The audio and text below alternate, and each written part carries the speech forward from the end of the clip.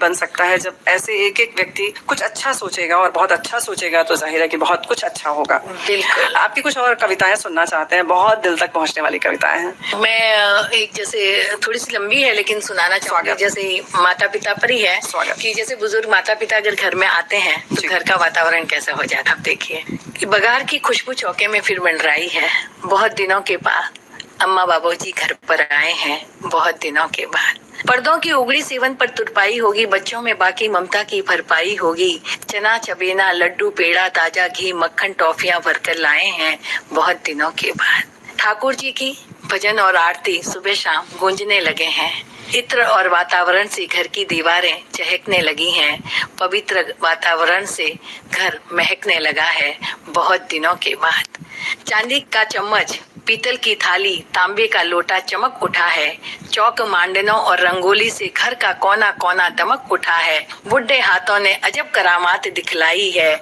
बहुत दिनों के बाद सभी के मन पसंद व्यंजनों से रसोई महक उठी है, जिद कर कर के सबकी थाली परोसी जा रही है, एक एक कौर हाथों से खिलाया जा रहा है, घर में अजीब सी ममता घुलने लगी है, बहुत दिनों के बाद अब पति और पत्नी निश्चित होकर बच्चों को रात में घर पर छोड़कर तफरीर करने लगे हैं, दादी और नानी की कहानियां फिर से सुनाई देने लगी हैं, बहुत दिनों के बाद अब दोपहर में दालान में अड़ोस पड़ोस की नव युवतियां और नव वधुएं बतियाने लगी हैं, नित नए अचार मुरब्बे बनने लगे हैं और ऊन के गोले फिर से उगड़ने लगे हैं, बहुत दिनों के बाद बाबूजी ने घर के कई कामकाज ओढ़ लिए हैं, दूध फल सब्जी अखबार बाजार से जाकर लाने लगे हैं और बच्चों के संग बच्चा बनकर कागज की नाव फिर से तैरने लगी है, बहुत दिनों के बाद बाबूजी बच्चों को हिंदी पढ़ाने लगे हैं, उनकी हिंदी की मात्राएं सुधरने लगी हैं और मंत्र बोल बोल कर बच्चे पाठशाला में सभी को अचंभित करने लगे हैं,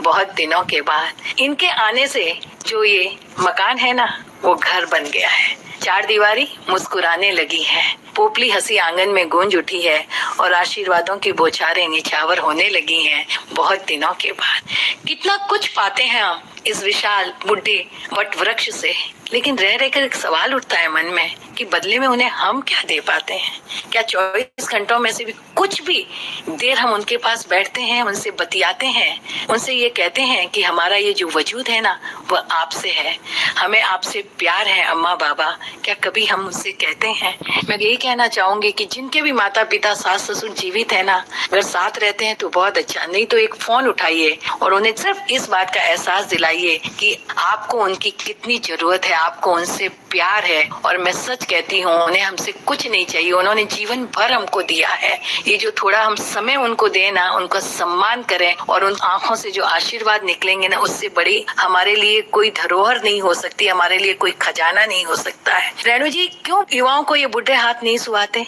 कल इन्हीं की उंगली पकड़कर तो हमने चलना सीखा था, इन्हीं के कांधों पे चढ़कर तो हमने ये दुनिया देखी थी, कल वक्त का समय का चक्र हम पर भी तो उम्र के निशान छोड़ेगा और जैसा बोएंगे वैसा ही तो पाएंगे, तो हम भी तो अकेले हो जाएंगे। अब लड़का सोचता है कि इस बार माता पिता से कह दूं कि इस बार आप आए हो तो अब मत जाओ, जीवन भर आपके ममतामयी छांव में गुजारना चाहता हूँ, लेकिन कह नहीं पाता और आंखों से बेबसी के चार आंसू बहा देता है।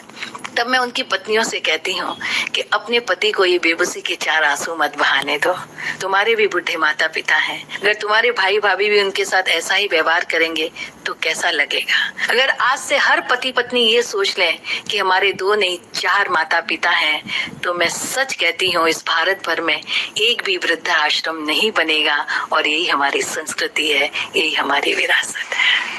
बात तो सही है, लेकिन बहुत सारी चीजें हैं, वृद्धाश्रम की बात अक्सर उठती है। मंजू जी चूंकि आप समाज से जुड़ी हुई हैं और हर तबके का काम कर रही हैं, समाज सेवा कर रही हैं, लोगों के बारे में सुन रही हैं, जुड़ रही हैं, सीधे बात कर रही हैं, वार्तालाप स्वयं करती हैं, तो जाहिर है ऐसा नहीं है कि आपने सिर्फ संस्था चला दिया, बाकी लोग काम कर रहे हैं और आपको कुछ नहीं पता है, लेकिन आपकी बातों से और सब चीजों से पता चल रहा है कि सबकी रग रग से आप वाकिफ हैं। तो ये जो होता है वृद्धाश्रम में भी, क्या आपको लगता है कि इसकी थोड़ी बहुत तो जरूरत जरूरत है या बिल्कुल नहीं है? क्योंकि बहुत सारी जगहों पर ऐसा होता है कि नहीं है किसी के औलाद या कोई और वजह है, बच्चे कहीं और गए हैं, उनकी अपनी मजबूरी है, माता पिता वहाँ नहीं जाना चाहते हैं, तो कुछ ऐसी कुछ खास परिस्थितियां हैं जहाँ की इनका रहना भी जरूरी है। हो सकता है। सही है कि जब जिनके कोई है ही नहीं, औलाद ही नहीं है, या औलाद जैसे कि देश से बाहर चले गए हैं, कोशिश तो उनको ये करनी चाहिए कि माता पिता को साथ ले जाए, लेकिन कई बार है ना